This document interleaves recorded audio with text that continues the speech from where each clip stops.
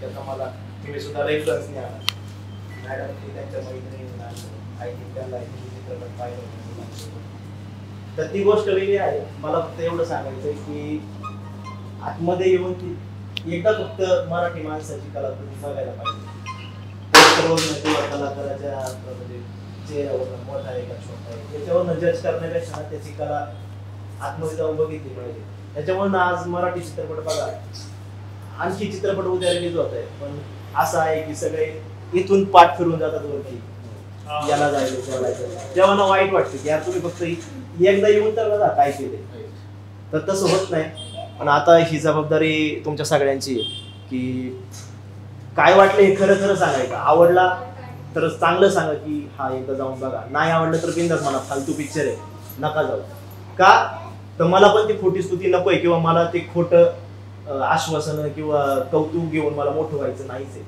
कारण मी 10 वर्ष वाट बघितली, चित्रपट पूर्ण होऊन 10 वर्ष झाली आणि मी खूप खस्ता खाल्ल्या, याला भेट त्याला भेट आता करा. का तर आपण नवीन आहे, लाथाडलं गेलं, कुणी जवळ उभं केलं नाही. आज विक्रांत दादा खैरे यांच्या म्हणजे खरंच माझा गॉड फादर म्हणत मला एक तर एक थिएटर मला भरून येत आहे. त्यांच्यामुळं आज एवढं सक्सेस बघायला मिळते आणि अपेक्षा आहे की पुढे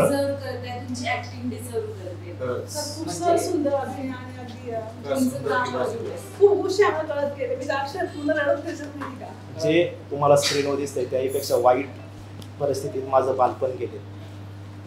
हे मागं आहे त्यांना माहिती कशा परिस्थितीला आम्ही माझं बालपण गेलं आणि मी कसे कष्ट केले. त्याचं आज चीज होत आहे. एक ते एक थिएटर पण लढायचंय तर जुन्नर तालुक्यात सगळ्यांपर्यंत पोचवा आणि 100% न्याय द्या. जुन्नर तालुक्यातला एक सर्वसामान्य मुलगा, सर्वसामान्य एक कलाकार, त्याचा जो पिक्चर हा आज रोजीला मी म्हणतो की महाराष्ट्रात सुपरहिट पिक्चर आहे. एक मैत्रीचं जिवंत उदाहरण म्हणजे ते याच्यातून दिसून येतं.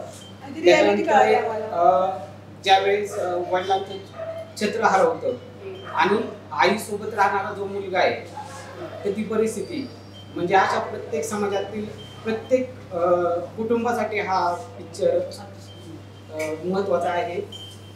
तर माझी सगळ्यांना विनंती आहे जे पाहत असतील तर प्रत्येकाने नक्की हा पिक्चर एकदा पहा, ही सर्वांना विनंती.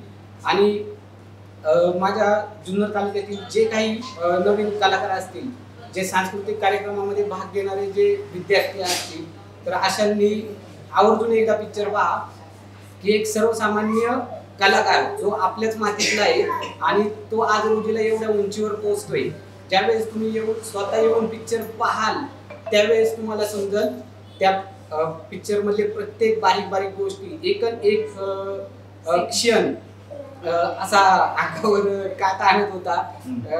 प्रत्येक क्षणामध्ये डोळ्यातून असे अश्रू येत होते.